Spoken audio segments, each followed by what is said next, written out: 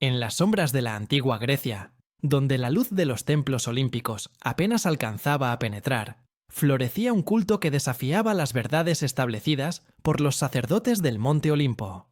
Los órficos, seguidores de las enseñanzas atribuidas al mítico poeta Orfeo, guardaban secretos que consideraban más antiguos que los propios dioses del panteón oficial. En cuevas ocultas y santuarios apartados de las ciudades bulliciosas, estos iniciados compartían una cosmogonía alternativa, donde el orden del universo no comenzaba con Zeus, sino con fuerzas primordiales aún más misteriosas y poderosas. Entre los nombres susurrados en aquellos rituales nocturnos, uno destacaba con particular reverencia y temor: Zagreus, el primer Dioniso, el hijo nacido de las profundidades que nunca debió existir. Su historia era un relato de grandeza truncada, de destino inevitable y de un sacrificio que transformaría para siempre la comprensión que los mortales tendrían de su propia naturaleza. La tradición órfica establecía una distinción fundamental que los separaba de la religión olímpica convencional. Mientras los ciudadanos comunes adoraban a los dioses como fuerzas externas, poderosas pero distantes, los iniciados en los misterios órficos creían en una conexión íntima y esencial entre lo divino y lo mortal. Esta creencia no era simplemente filosófica o abstracta, estaba anclada en un mito fundacional de horror y trascendencia que explicaba el origen mismo de la humanidad. Los órficos enseñaban que en el interior de cada ser humano habitaba una chispa divina, un fragmento de naturaleza celestial aprisionado en carne mortal, y esta dualidad no era accidental ni caprichosa. Era el resultado directo de un crimen cósmico, de un acto de violencia tan atroz que había desgarrado el tejido mismo de la realidad y dado forma a la condición humana. El responsable de ese don terrible, la víctima cuyo sacrificio había sembrado lo divino en lo terrenal, era Zagreus, el niño dios cuyo breve paso por el cosmos había alterado su estructura para siempre. Las doctrinas órficas circulaban principalmente de forma oral, transmitidas de maestro a iniciado en ceremonias donde el vino, símbolo de Dioniso, fluía como sangre divina. Sin embargo, fragmentos de himnos, teogonías y textos rituales sobrevivieron al paso de los siglos, preservados en papiros y tablillas, que revelan la complejidad de esta tradición mística. Los himnos órficos mencionan a Zagreus como un dios de múltiples nombres y formas, señor de todas las cosas, cazador nocturno que recorría los confines entre la vida y la muerte. En estos textos, Zagreus aparece vinculado intrínsecamente con el inframundo, con las fuerzas quetónicas que gobernaban el reino de los muertos y los secretos de la tierra profunda. No era simplemente otro dios menor del extenso panteón griego, era una figura liminal, un puente entre mundos que los dioses olímpicos preferían mantener separados. Su existencia misma cuestionaba las fronteras cuidadosamente establecidas entre luz y oscuridad, vida y muerte, orden y caos. Para los órficos, Zagreus representaba la posibilidad de trascendencia, la prueba de que lo divino podía surgir incluso de las profundidades más oscuras. El nombre Zagreus resuena con poder arcano incluso para quienes desconocen su historia. Algunos eruditos lo han relacionado con términos que significan gran cazador o trampa, sugiriendo su naturaleza como depredador divino en los dominios subterráneos. Otros han propuesto conexiones con raíces que evocan la idea de captura o cautiverio, apropiadas para un dios destinado a ser cazado él mismo. Esta ambigüedad lingüística refleja la naturaleza contradictoria del propio Zagreus. Cazador y presa, señor y víctima, dios de vida nacido para morir. Los órficos no temían estas contradicciones. Las abrazaban como verdades profundas sobre la naturaleza del cosmos. En su cosmología, el universo no era un lugar de orden perfecto y armonía inmutable como proclamaban los sacerdotes olímpicos. Era un campo de tensiones perpetuas, de fuerzas opuestas que se entrelazaban y transformaban constantemente. Zagreus encarnaba esta verdad fundamental, existiendo simultáneamente en múltiples estados, perteneciendo a múltiples reinos, desafiando toda categorización simple. La importancia de Zagreus en el orfismo no puede subestimarse, pues su mito constituía el núcleo mismo de las enseñanzas sobre la salvación y la purificación del alma. Los iniciados creían que la vida mortal era una prueba, un ciclo de reencarnaciones, del cual solo podían liberarse mediante la comprensión de su verdadera naturaleza y la práctica de rituales específicos. Esta concepción del alma inmortal, atrapada en materia corruptible, era revolucionaria en el contexto griego clásico, donde la mayoría aceptaba que los muertos se convertían en sombras sin conciencia en el Hades. Los órficos prometían algo radicalmente diferente: la posibilidad de recordar vidas pasadas, de purificar el elemento divino interior y eventualmente de escapar del ciclo de nacimientos para reunirse con lo divino. El mito de Zagreus proporcionaba el modelo arquetípico para esta transformación. Si un dios podía morir y renacer, si lo divino podía ser desmembrado y reconstituido, entonces también el alma humana podía aspirar a la regeneración y la trascendencia. El sufrimiento de Zagreus no era simplemente una tragedia, era una promesa, una demostración de que incluso la muerte más brutal no podía destruir verdaderamente lo divino. En el contexto religioso de la antigua Grecia, donde los Juegos Olímpicos celebraban el poder de Zeus y los grandes templos de Atenas exaltaban la sabiduría de Atenea, el orfismo representaba una corriente subterránea de espiritualidad alternativa. No desafiaba abiertamente a los dioses olímpicos ni negaba su existencia. Más bien, proponía una narrativa más antigua y profunda, donde esos mismos dioses desempeñaban papeles diferentes, a veces menos nobles, en el gran drama cósmico. Los mitos órficos no eran cuentos heroicos de gloria y conquista como la Ilíada o la Odisea. Eran relatos de traición divina, de inocencia destruida, de poderes primordiales que precedían y superaban a los dioses del Olimpo. Esta alternativa resultaba particularmente atractiva para aquellos que buscaban algo más que los rituales públicos y las ofrendas formales de la religión estatal. Los misterios órficos prometían conocimiento secreto, transformación personal y un destino después de la muerte, que no dependía del capricho de los dioses, sino de la propia pureza y comprensión del iniciado. Zagreus, por tanto, emerge de este contexto como una figura radicalmente diferente de los héroes y dioses tradicionales del panteón griego. No era el guerrero invencible como Heracles, ni el estratega brillante como Odiseo, ni siquiera el dios poderoso y distante como Zeus o Poseidón. Era una víctima divina, un inocente destinado al sacrificio, cuya muerte tendría consecuencias cósmicas que ningún acto de heroísmo podría igualar. Su breve existencia planteaba preguntas inquietantes sobre la naturaleza del poder divino y la justicia cósmica. Si los dioses podían conspirar para destruir a uno de los suyos, un niño sin culpa alguna, entonces, ¿qué esperanza tenían los mortales de encontrar justicia o misericordia en el orden del universo? Los órficos respondían a esta pregunta oscura con una revelación aún más oscura. Los mortales eran herederos de ese crimen, llevaban en su propia carne la culpa y la divinidad mezcladas. Esta paradoja definía la condición humana en la teología órfica, y Zagreus era su causa y símbolo.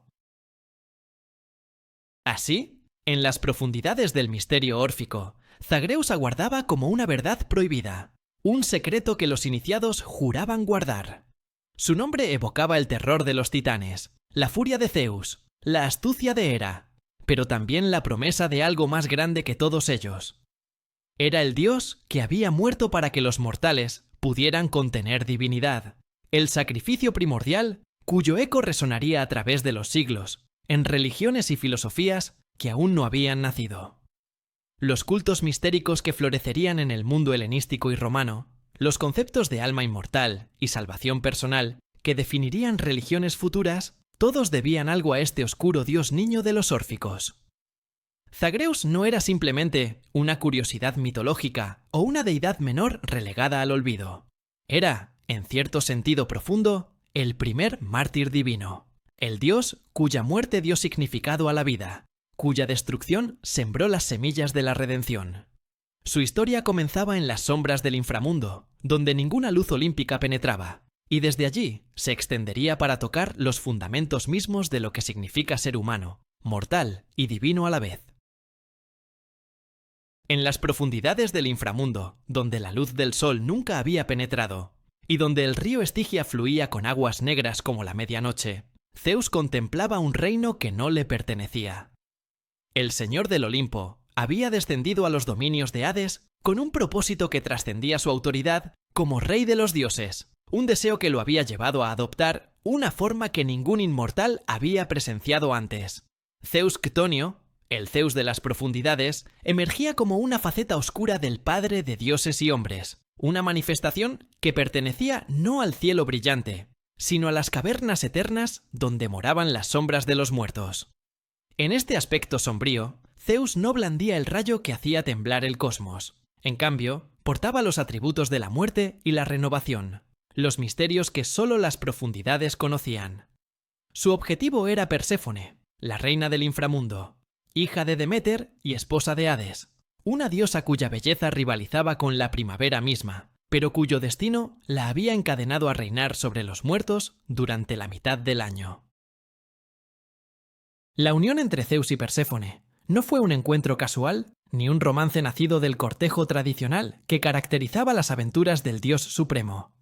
Las fuentes órficas sugieren que Zeus adoptó la forma de una serpiente, criatura sagrada asociada con la tierra, la regeneración y los secretos quetónicos para acercarse a la reina del inframundo.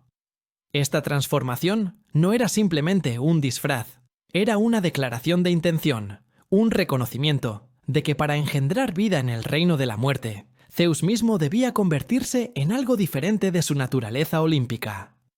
La serpiente se deslizó por los corredores del palacio de Hades, invisible para los espíritus que vagaban sin rumbo, imperceptible para el propio señor del inframundo, que supervisaba sus dominios con vigilancia implacable. Cuando finalmente encontró a Perséfone, el encuentro fue consumado en secreto absoluto, oculto incluso de los ojos omniscientes de las moiras que tejían los destinos.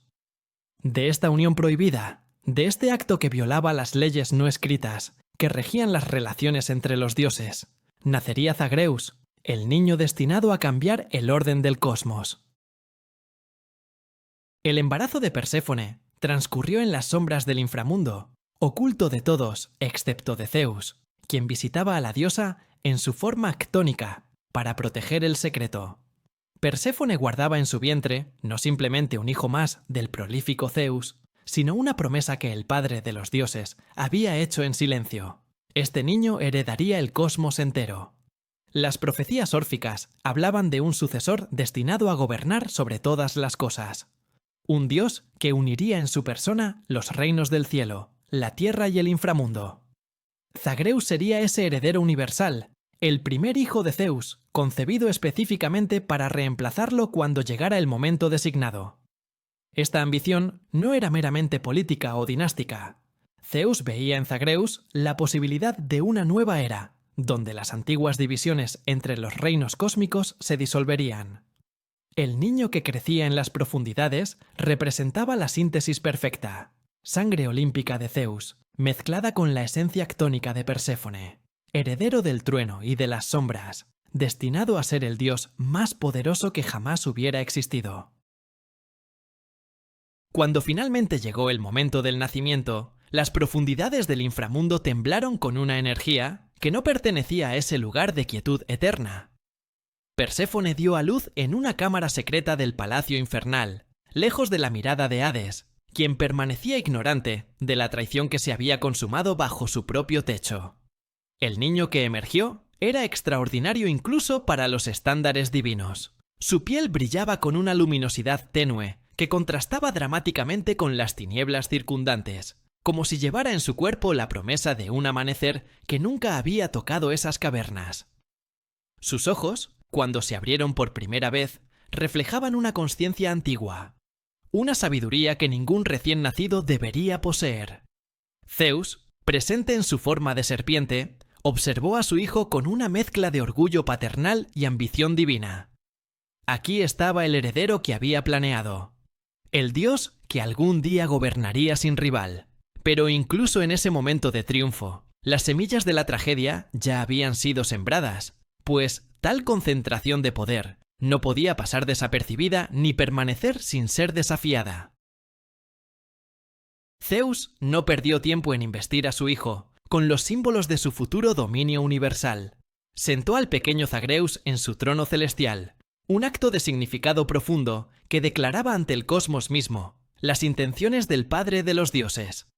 Le entregó el rayo, el arma que hacía temblar montañas y partía los cielos, ahora confiada a manos infantiles que apenas podían sostenerla. Los curetes, antiguos guerreros y sacerdotes que habían protegido al propio Zeus durante su infancia en Creta, fueron asignados como guardianes del niño, encargados de danzar y hacer ruido para ocultar su existencia de oídos indiscretos. Estos rituales no eran simplemente ceremoniales, eran intentos desesperados de Zeus por proteger lo que más valoraba, por asegurar que su plan de sucesión pudiera desarrollarse sin interferencia. Pero los dioses del Olimpo no viven en el vacío, y los secretos, por más cuidadosamente guardados que estén, eventualmente encuentran la manera de revelarse. El nacimiento de Zagreus no podía permanecer oculto para siempre, y había una diosa cuya vigilancia nunca descansaba, cuya furia ante las infidelidades de Zeus era legendaria. Hera, la reina del Olimpo, y esposa legítima de Zeus, descubrió la existencia de Zagreus con el horror y la ira que caracterizaban sus reacciones ante los hijos bastardos de su marido.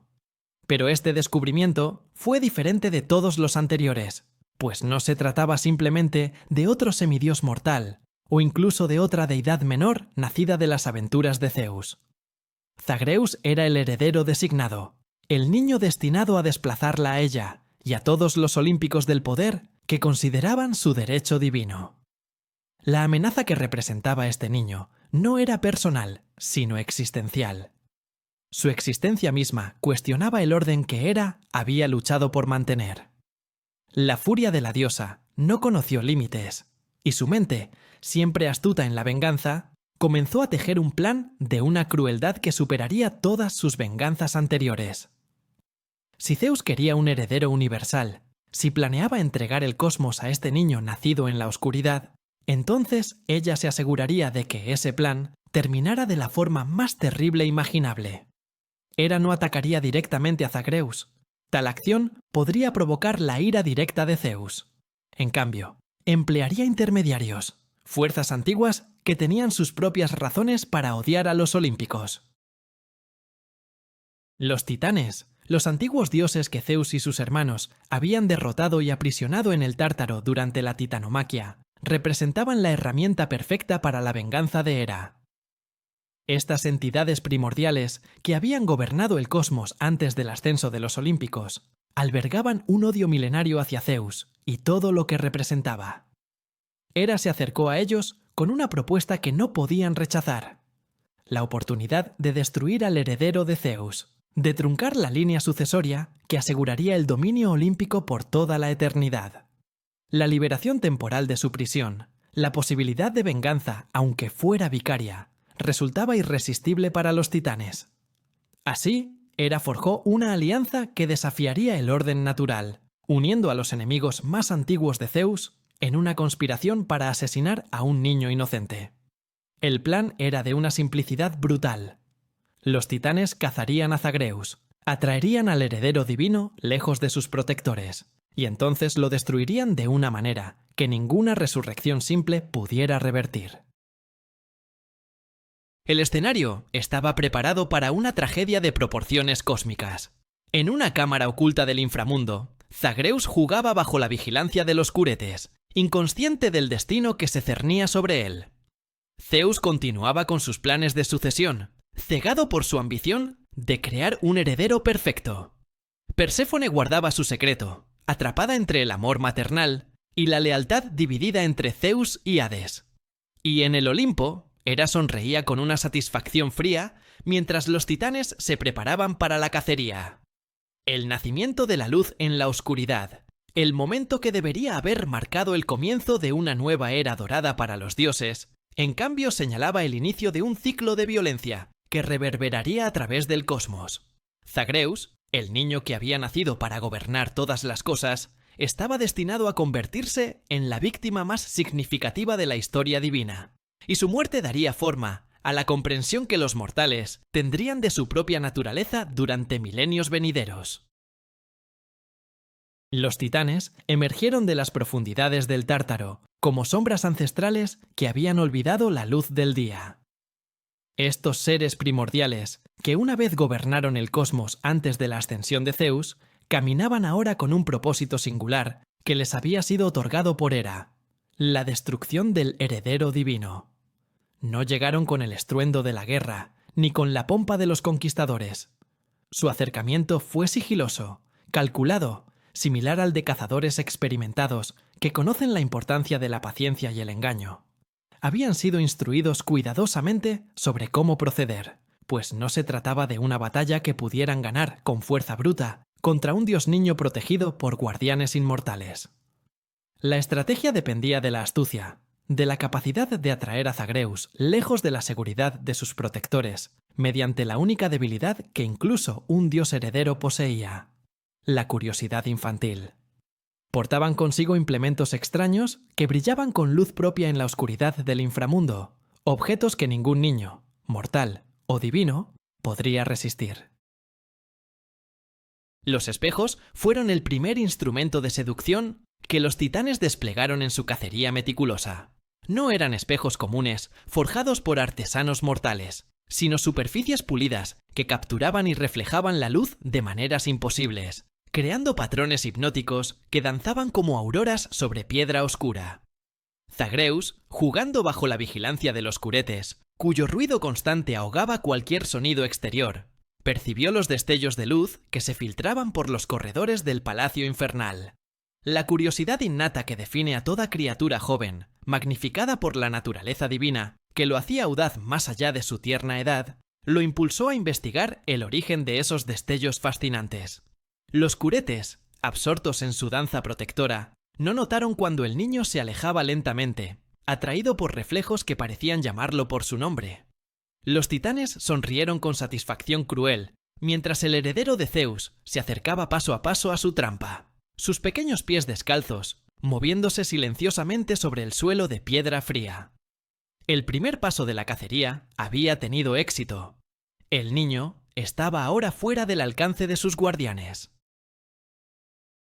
Cuando Zagreus alcanzó la fuente de la luz danzante, encontró no solo espejos, sino un despliegue completo de juguetes que ningún niño divino había visto antes.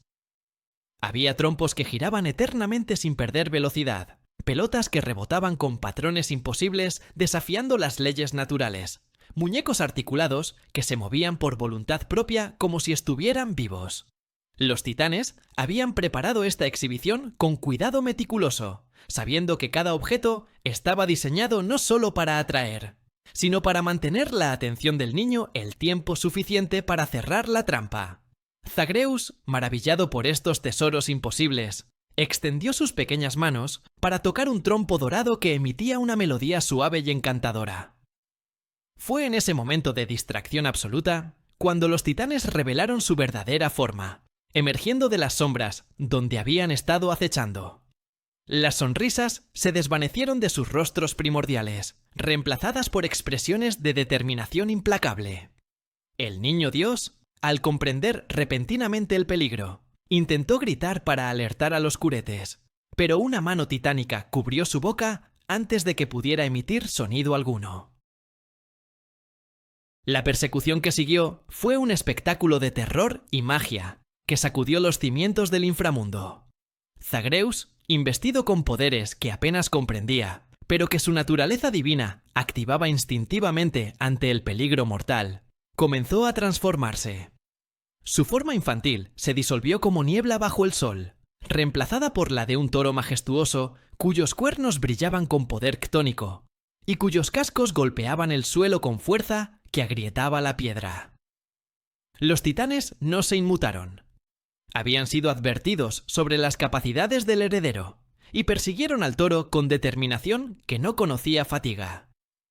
Cuando Zagreus comprendió que esta forma no le otorgaría velocidad suficiente para escapar, se transformó nuevamente, su cuerpo divino fluyendo como agua entre formas.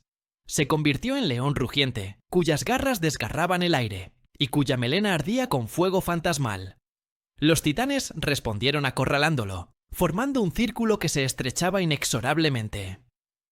El ciclo de transformaciones continuó en una danza frenética de supervivencia.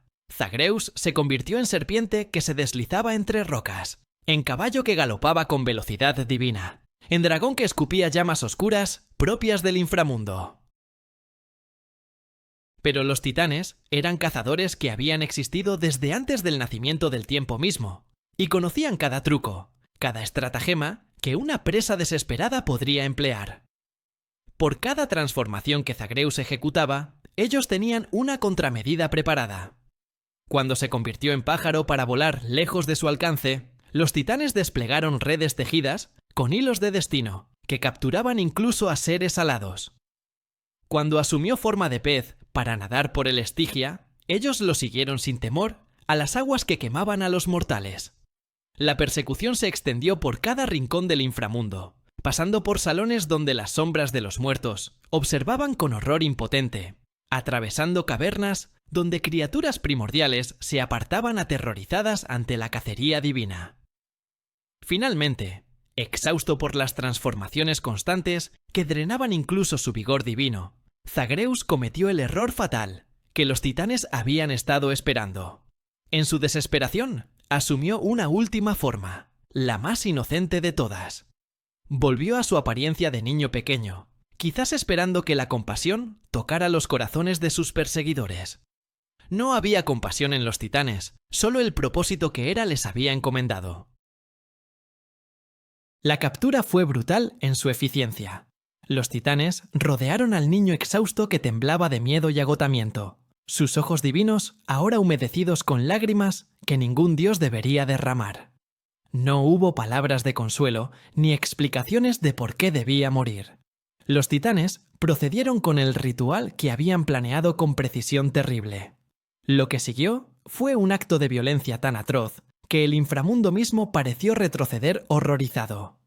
Los titanes desmembraron a Zagreus con sus propias manos, separando su cuerpo divino en 7 partes que correspondían a los elementos sagrados del cosmos.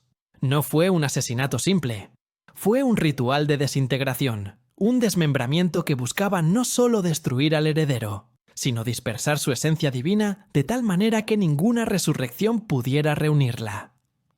Cada pedazo del cuerpo del niño Dios fue arrancado con deliberación ceremonial, y mientras ejecutaban esta atrocidad, los titanes cantaban himnos antiguos que precedían a los propios dioses olímpicos. La sangre que fluía de las heridas no era roja como la de los mortales, sino dorada como la luz del amanecer, y cada gota que tocaba el suelo del inframundo lo quemaba como ácido divino. El clímax del horror llegó cuando los titanes, habiendo completado el desmembramiento, procedieron a cocinar los fragmentos del cuerpo de Zagreus en un caldero que habían traído específicamente para este propósito. El fuego bajo el caldero no era fuego común, sino llamas primordiales que existían antes de que Prometeo robara el fuego para los mortales. Cocinaron la carne divina hasta que el aroma llenó el inframundo, con una fragancia que era simultáneamente deliciosa y nauseabunda, atrayente y repelente. Entonces, en el acto final de profanación, los titanes consumieron los restos del heredero de Zeus, ingiriendo su divinidad en un festín caníbal que marcaría sus almas para siempre. Creían que al consumir a Zagreus absorberían su poder, que la fuerza destinada a gobernar el cosmos fluiría ahora por sus venas primordiales. Pero en su triunfo, los titanes no comprendían que habían sembrado las semillas de su propia destrucción. El acto de consumir al heredero divino los había contaminado con su esencia, y esta contaminación no pasaría desapercibida para Zeus. Cuando finalmente los curetes descubrieron la ausencia de Zagreus y las señales de la lucha que había sacudido el inframundo, ya era demasiado tarde. Encontraron solo restos del caldero, manchas de sangre dorada que brillaban tenuemente en la oscuridad, y el silencio absoluto que sigue a las tragedias irreversibles. Los guardianes que habían fallado en su deber más sagrado cayeron de rodillas, comprendiendo la magnitud del desastre. Zeus, al enterarse de la muerte de su heredero, desató una furia que el cosmos no había presenciado desde la titanomaquia. Su grito de dolor y rabia atravesó todos los reinos, haciendo temblar el Olimpo, agrietando la tierra y provocando que el mismo Hades se estremeciera. Pero la muerte de Zagreus no fue simplemente el fin de un plan de sucesión. Fue el principio de una transformación cósmica que nadie, ni siquiera Zeus, en su omnipotencia, podría haber predicho. El desmembramiento del niño Dios no había destruido su divinidad, sino que la había dispersado de una manera que tendría consecuencias eternas para mortales e inmortales por igual. La venganza de Zeus contra los titanes fue inmediata y absoluta en su ferocidad. El padre de los dioses desató sus rayos más poderosos contra aquellos que habían osado consumir a su heredero, incinerándolos con un fuego que no dejaba cenizas sino polvo primordial, que se dispersó por todo el cosmos. Las llamas divinas que emanaron de los rayos de Zeus no eran fuego ordinario, eran la manifestación pura de su ira paternal, una fuerza destructiva que reducía incluso a seres inmortales a su esencia más básica. Los titanes, que habían creído que podrían absorber el poder de Zagreus al consumir su carne, descubrieron demasiado tarde que habían sellado su propia destrucción. Sus gritos resonaron por todos los reinos, mientras sus cuerpos primordiales se desintegraban bajo el asalto implacable del Señor del Olimpo. Pero en su destrucción, algo extraordinario sucedió, algo que ni el propio Zeus había previsto. Las cenizas de los titanes, impregnadas con la esencia divina de Zagreus que habían consumido, cayeron sobre la tierra fértil, y de ellas surgieron los primeros seres humanos. Esta génesis de la humanidad, según la tradición órfica, explicaba la naturaleza dual que define a los mortales. Los humanos nacidos de las cenizas titánicas llevaban en su interior dos elementos contradictorios que luchaban constantemente por dominio. La parte titánica, baja y violenta, propensa al pecado y la destrucción, heredera del crimen que había desmembrado a un dios inocente. Y la parte zagreica, la chispa divina del heredero consumido, que anhelaba lo trascendente y buscaba la pureza espiritual. Esta dualidad no era simplemente filosófica, sino constitutiva de la existencia misma. Cada mortal era simultáneamente criminal y víctima, llevando la culpa del desmembramiento de Zagreus, pero también portando un fragmento de su divinidad. Los órficos enseñaban que la vida terrenal era una prisión para esta chispa divina, un castigo por el crimen ancestral que los titanes habían cometido. La salvación consistía en purificar el elemento titánico mediante rituales y conducta virtuosa, permitiendo que la esencia zagreica ascendiera finalmente para reunirse con lo divino. Esta doctrina revolucionaria otorgaba a los mortales tanto dignidad como responsabilidad, haciéndolos partícipes de un drama cósmico que trascendía sus vidas individuales. Pero la historia de Zagreus no terminaba con su desmembramiento ni con la creación de la humanidad de sus cenizas mezcladas con las titánicas. Existía un fragmento del niño Dios que los titanes no habían podido consumir. Una parte que había sido rescatada en el momento crucial antes de que el festín caníbal se completara. Atenea, la diosa de la sabiduría que siempre observaba desde su posición privilegiada en el Olimpo, había descendido al inframundo al escuchar los ecos de la cacería. Llegó demasiado tarde para evitar el desmembramiento, pero no para salvar lo más esencial del heredero de Zeus. Entre los restos humeantes del caldero titánico, Atenea encontró el corazón de Zagreus, aún palpitante con vida divina, latiendo con un ritmo que desafiaba la muerte misma.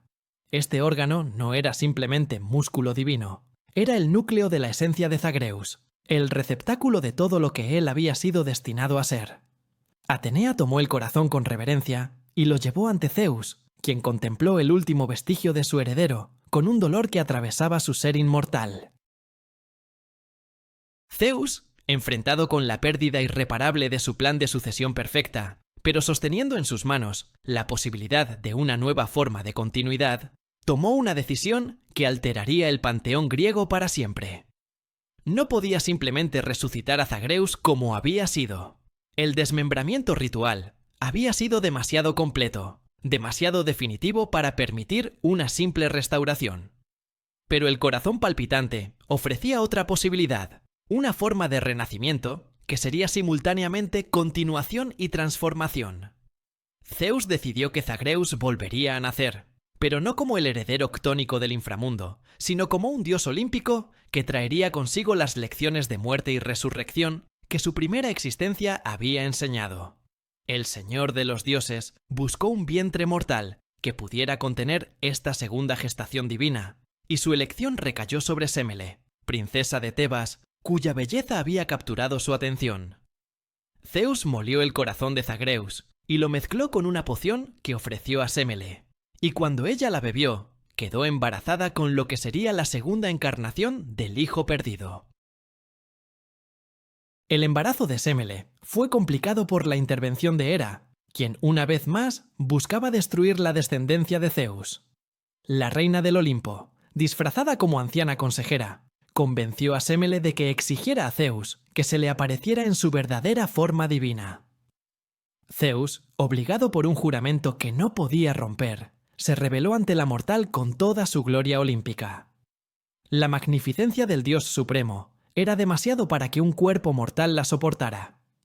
Sémele ardió instantáneamente bajo el resplandor divino de Zeus, pero el dios actuó con rapidez que solo la desesperación podía otorgar.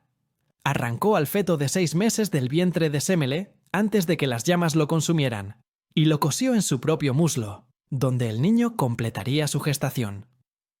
Así nació Dioniso, el dios 2 veces nacido, primero del vientre de Perséfone como Zagreus, y luego del muslo de Zeus después de la muerte de Sémele. Esta doble gestación no era simplemente una curiosidad mitológica, era la manifestación física de la naturaleza dual que definiría a Dioniso para siempre. La conexión entre Zagreus y Dioniso, en la tradición órfica, era completa e inseparable.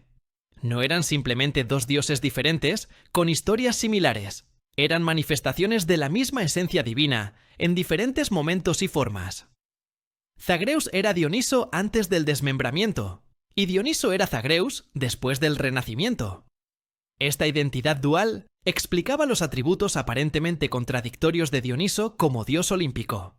Era simultáneamente el dios de la alegría extática y la locura destructiva, señor del vino que traía celebración, pero también desenfreno, liberador que rompía cadenas sociales, pero también destructor que causaba caos. Estas contradicciones reflejaban su doble naturaleza, la parte zagreica que había conocido la muerte, y la parte dionisíaca que celebraba la vida con intensidad desesperada.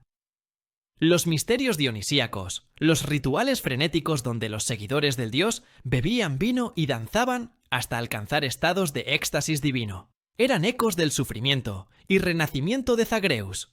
Cada celebración era una recreación ritual del desmembramiento y la resurrección, permitiendo a los participantes experimentar la muerte simbólica y el renacimiento espiritual.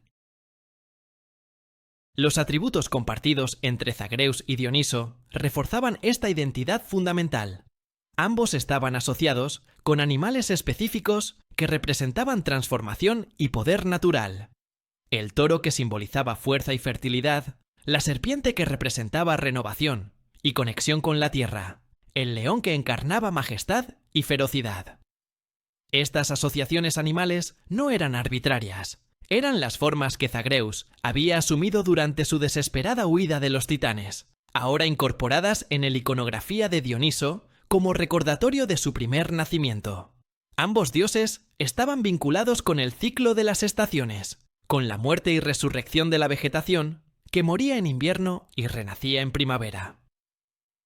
Este dominio sobre los ciclos naturales reflejaba la experiencia personal de Zagreus Dioniso, quien había muerto y renacido, quien conocía íntimamente los secretos de la transición entre vida y muerte.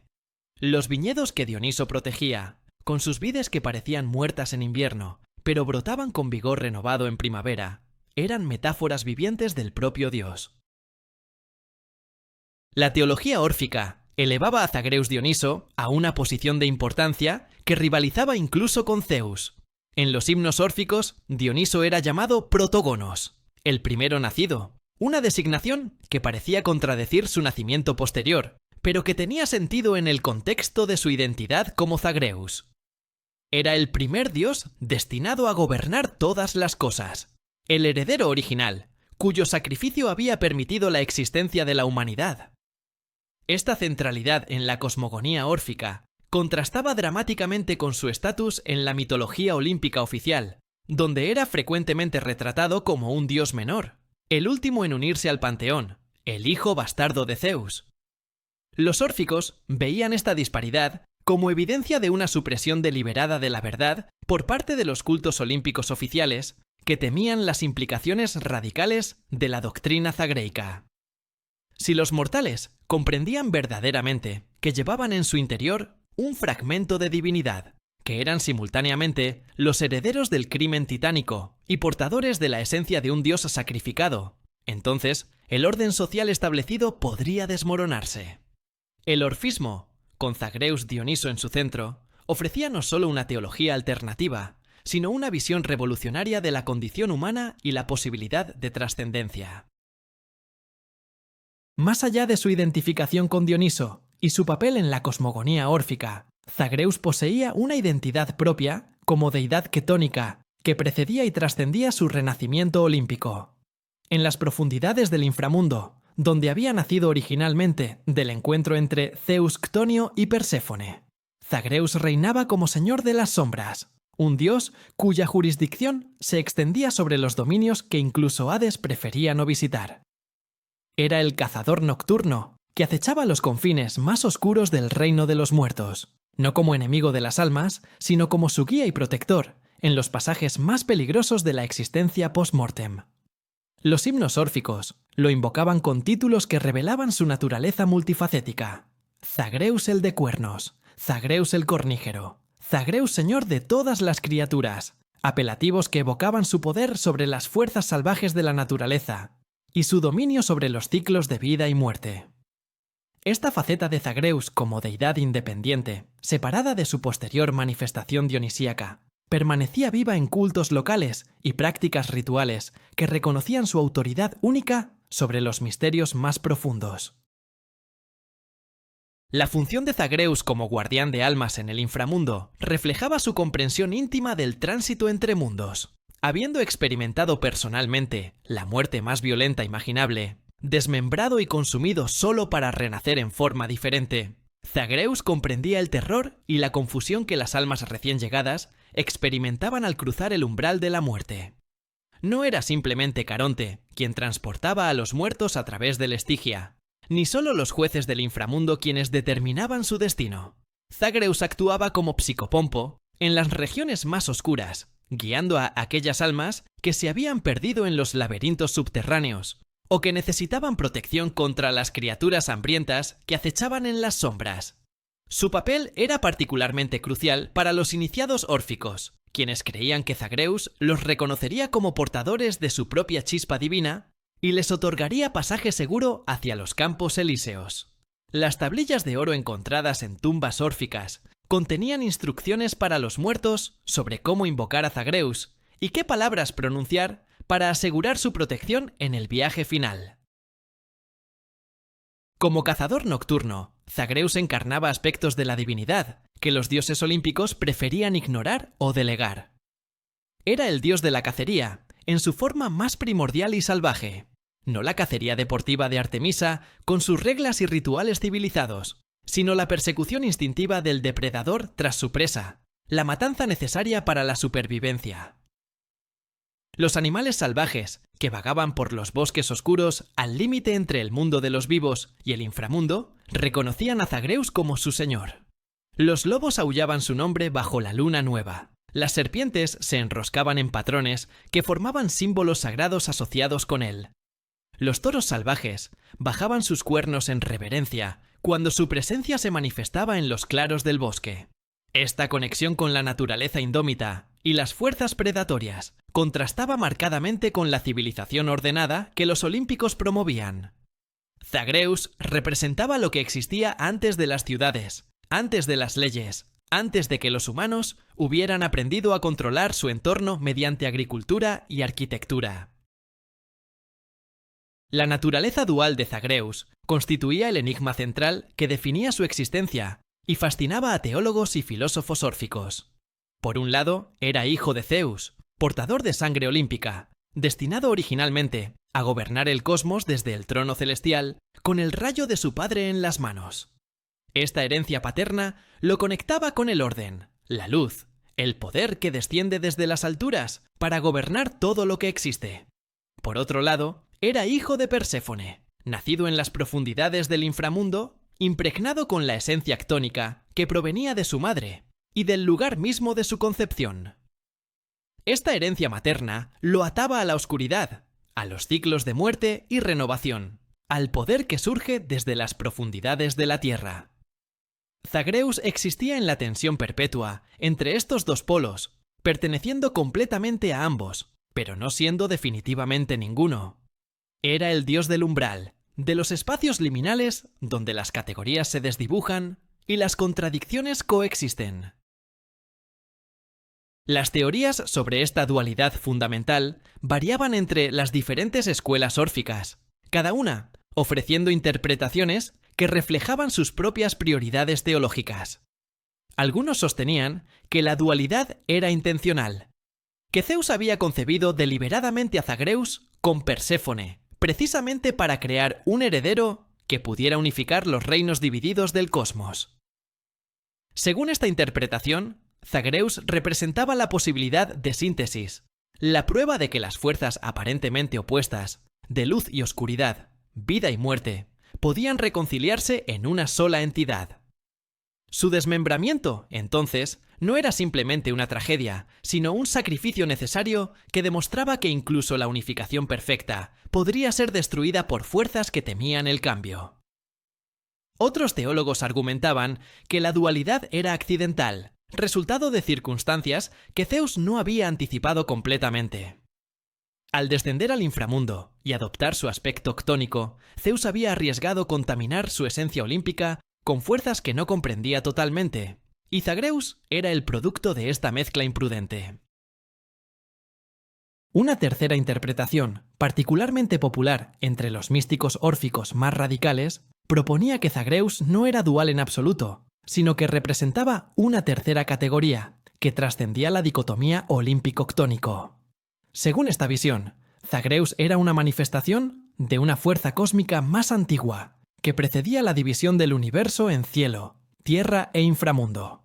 Era un vestigio de la era primordial, cuando todo existía en unidad indiferenciada, antes de que las generaciones sucesivas de dioses hubieran establecido sus dominios separados.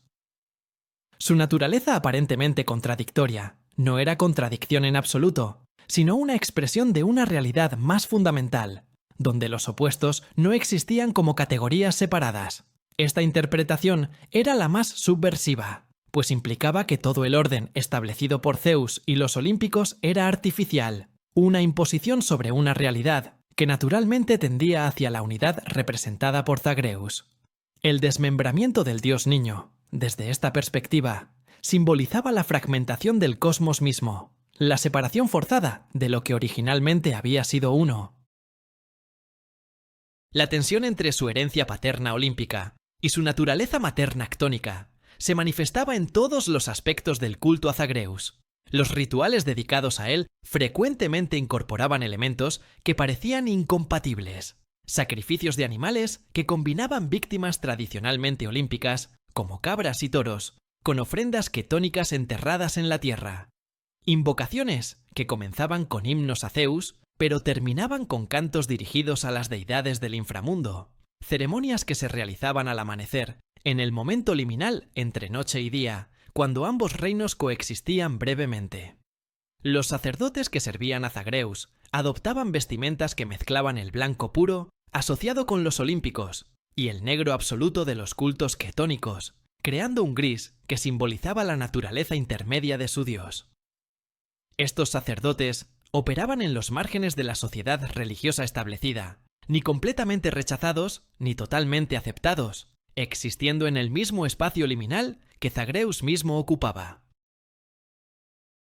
La asociación de Zagreus con la caza nocturna adquiría dimensiones más profundas cuando se consideraba su propia experiencia como presa. El cazador había sido cazado, el depredador había conocido el terror de la persecución, y esta inversión de roles lo hacía único entre las deidades. Mientras otros dioses de la caza como Artemisa o Apolo Nunca habían experimentado personalmente lo que significaba ser perseguido sin esperanza de escape. Zagreus llevaba en su ser la memoria visceral de esa experiencia. Esta empatía con la presa lo convertía en un dios más complejo y matizado que aquellos cuyo poder nunca había sido desafiado. Los cazadores que invocaban a Zagreus antes de partir en sus expediciones no solo buscaban éxito en la captura, pedían también sabiduría para reconocer cuándo debían ser cazadores y cuándo debían respetar a otras criaturas como iguales. Los animales sacrificados en su honor eran tratados con reverencia especial, pues representaban a Zagreus mismo en su forma de víctima. La figura de Zagreus, como señor de las sombras, guardián de almas y cazador nocturno, representaba una comprensión más oscura y honesta de la condición divina que la mayoría de los mitos olímpicos ofrecían.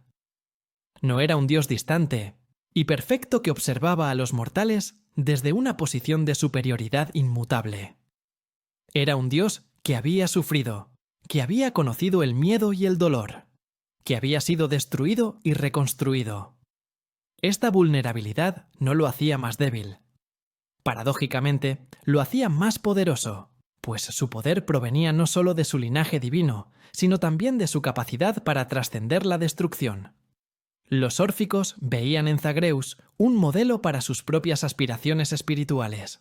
Si un dios podía ser desmembrado y aún así renacer, si la muerte no era el final, sino una transformación, entonces también los mortales, portadores de su chispa divina, podían aspirar a superar sus propias limitaciones y muertes.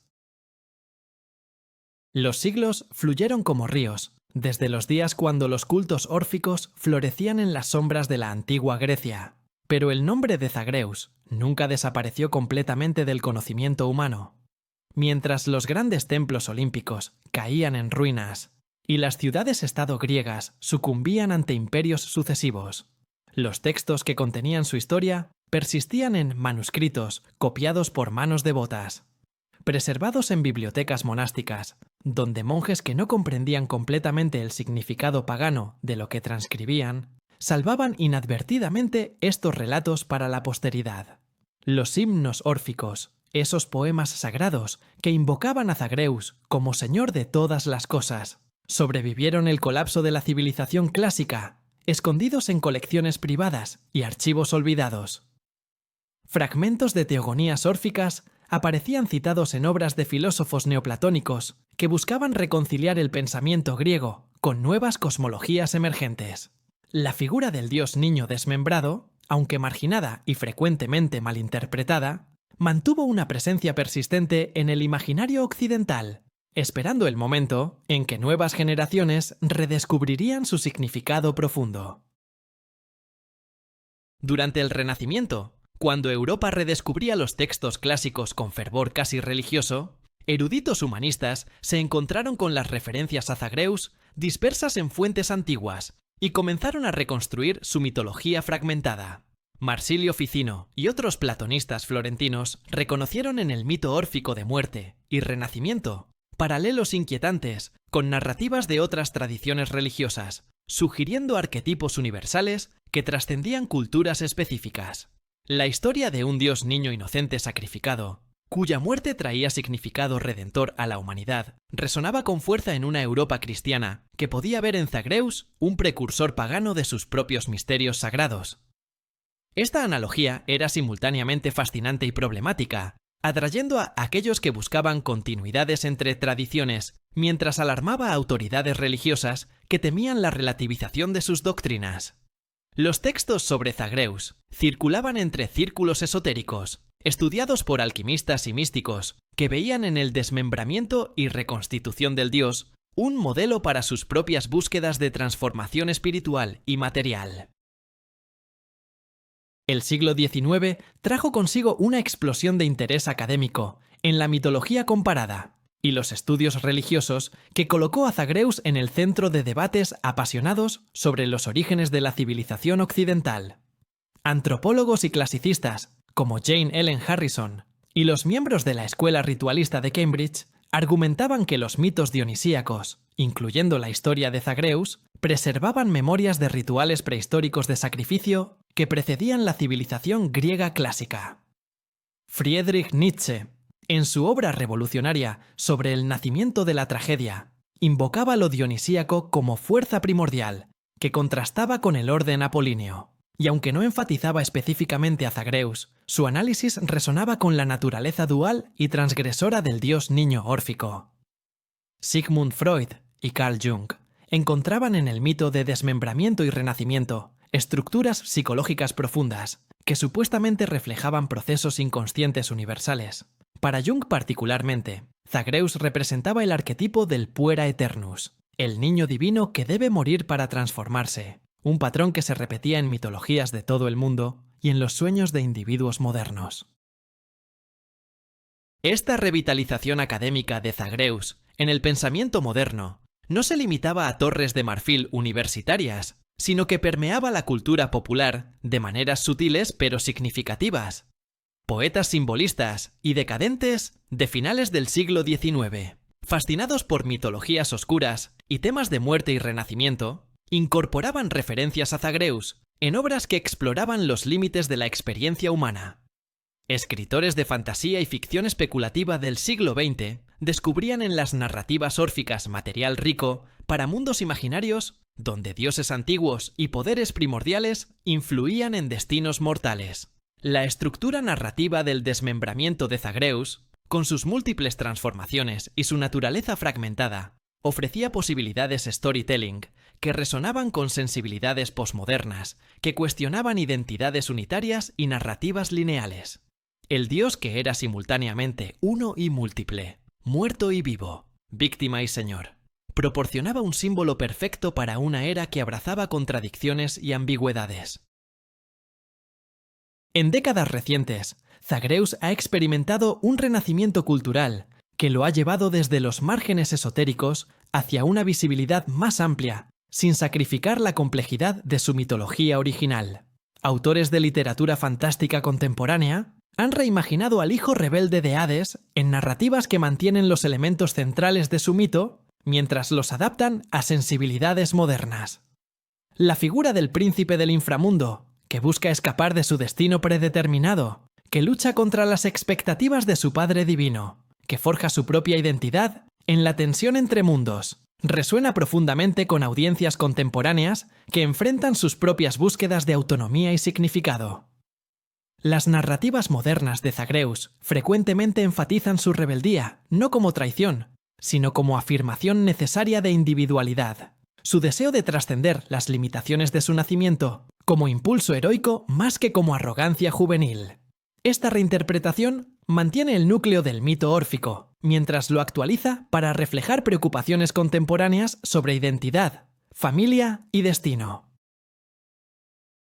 La persistencia de Zagreus en la cultura moderna también refleja un hambre continua por narrativas que reconozcan la oscuridad y la complejidad en lugar de simplificarlas. En una era saturada de historias de héroes inmaculados y villanos unidimensionales, Zagreus ofrece algo radicalmente diferente.